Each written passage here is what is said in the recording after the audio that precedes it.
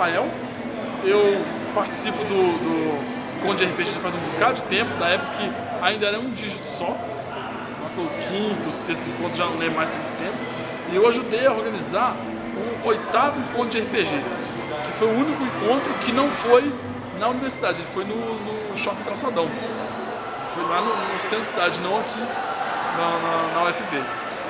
Para organizar o encontro é um trabalho árduo, ingrato e que toma muito tempo. Tem que juntar muita gente, você não consegue juntar muita gente, o pessoal muitas vezes não anima, tem que juntar patrocínio.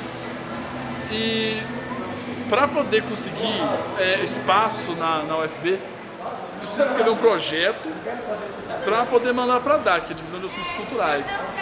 A DAC tem o formato do projeto certinho, o projeto não é difícil escrever, e feito isso, além de a gente poder colocar o selo da DAC, ganhar cartaz e alguns materiais de divulgação, a gente também consegue o espaço. Então os encontros sempre são ou na biblioteca, ou no PVB, no Colune, porque a DAC colabora. Ao longo dos anos com o encontro, deu para ver que está tendo um aumento no interesse dessas coisas. O pessoal está jogando mais RPG, as mesas de Magic aumentaram, e então está acontecendo outros tipos de eventos agregados com o encontro. Então, sempre tem mostra de animação japonesa, cosplay. Agora, recentemente, o pessoal começou a fazer Bofren, que é luta de espada com espuma. Então o RPG está juntando vários públicos, ele tem servido como um imã que está traindo várias atividades culturais. Teve alguns encontros para trás, teve partida de xadrez, tem montagem de objetos com canudinho, poliedro. Tem muito acontecimento cultural que está juntando com o RPG.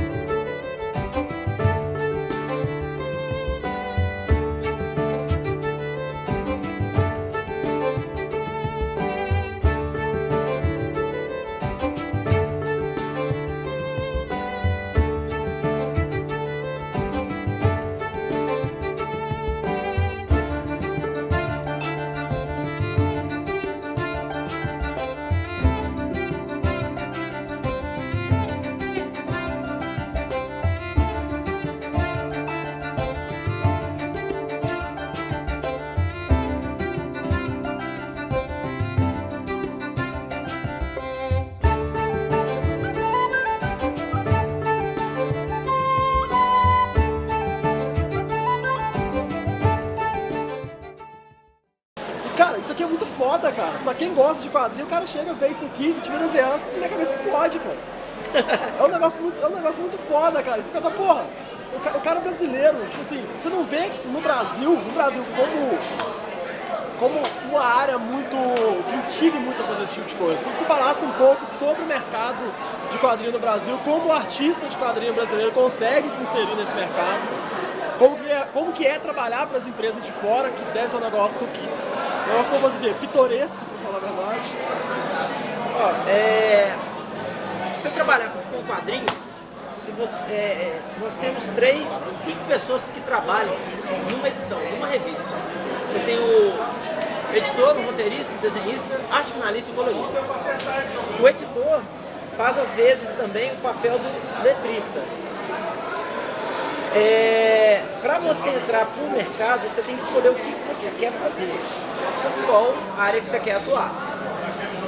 Então você tem, igual eu falei, o editor, que é mais difícil, o roteirista, que é mais difícil, o quadrinista, o desenhista, que é É fácil, né? Não vou falar que é assim facílimo. Você tem o arte finalista e o colorista.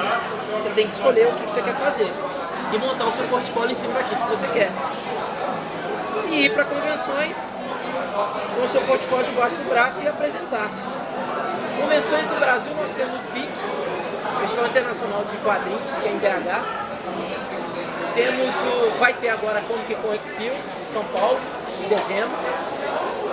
E os editores vão estar lá. No meu caso, eu tenho um agente. O agente ele vai atrás do trabalho para mim, certo? Eu sou agenciado pela Chiaro Escuro, em São Paulo, pelo Joey Prado. Ele é brasileiro, é João Batista. Oi, Joey. Então, ele que vai atrás do trabalho para mim. É isso, é assim que funciona mais ou menos. No caso, ele faz o intermédio entre, por exemplo, um trabalho seu para Marvel, um trabalho seu para DC. Ou você chega a ter uma reunião ou conversar de alguma forma com os caras? Não. Vou direto com o editor. Ele me manda um e-mail falando, ó, tem um trabalho para você pro Lanterna Verde. Tá aqui o e-mail do editor, tá o e-mail do roteirista. Você me copia no e-mail e manda os lápis pro editor ver. Então chega o roteiro para mim, eu faço o layout. No layout eu mando pro editor e pro roteirista, aprovado, eu faço a página grande que vocês viram aqui. Né? Eu faço às vezes também do arte finalista. Então eu faço lápis e arte final. Então aprovado o lápis eu já faço a arte final e já mando. Você acha que tem, por exemplo, quando você começou a trabalhar com isso? Quando? Há uns 20 anos atrás. Você acha que tem alguma diferença entre o quadrinho no Brasil naquela época e o quadrinho no Brasil hoje? Demais. Ele acompanha, né? Toda a indústria é acompanhada, né? Mas tem muita diferença do quadrinho da década de 80, né? De 70, 80, 90 até hoje. Cada década tem uma diferença, cada década tem um ponto-chave, por assim dizer, né? É uma coisa que eu estava conversando com o Rafael ali, que vai fazer a palestra agora, sobre o RPG, como o RPG passou a ser uma coisa muito mais pop do que era antigamente. Sim. Acho que até por causa da internet, por ter esse boom mesmo da cultura pop, o pessoal começar a se interessar por quadrinhos, por ter filmes de quadrinhos, e o negócio ter crescido tanto, acho que isso até facilita pro cara que quer trabalhar com isso. Facilita bastante. Né? A mídia televisiva, né? Quando eu falo televisiva é cinema, TV, séries de televisão e tudo mais, ela ajuda bastante nisso, né? Na divulgação do trabalho do quadrinista. Né? Do quadrinista, quando eu falo quadrinista, não é só o desenhista não, são os 5 caras, editor, roteirista, desenhista, arte finalista e o corpo, entendeu? Então isso facilita muito com esses filmes agora, as séries de televisão que tem super-heróis, né? Tem Arrow, tinha Smallville, tem o Agents of S.H.I.E.L.D. agora. Agents of S.H.I.E.L.D. Então isso também te ajuda a divulgar, né?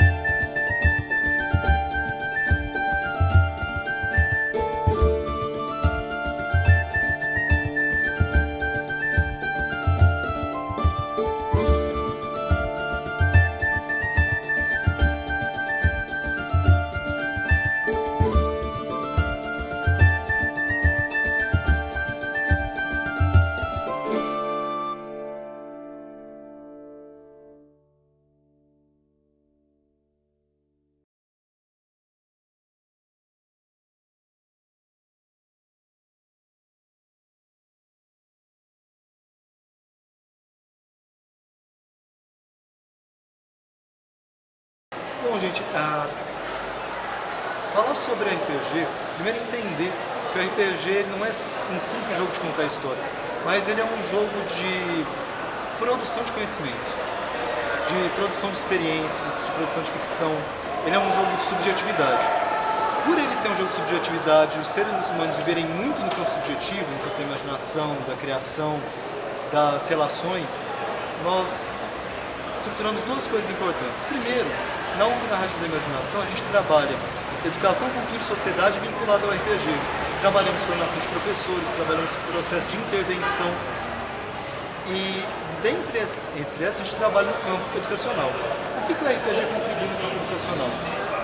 Claro, tem diversos artigos, principalmente no Brasil, falando sobre o RPG desenvolvendo participação, expressão, interpessoalidade, fazendo um sujeito mais crítico e aberto ao processo dedutivo.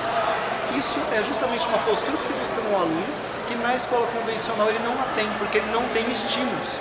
O RPG faz justamente isso, ele dá estímulos positivos ao aluno para que ele seja constituído como um cidadão mais crítico. E essa é uma grande questão do RPG na educação.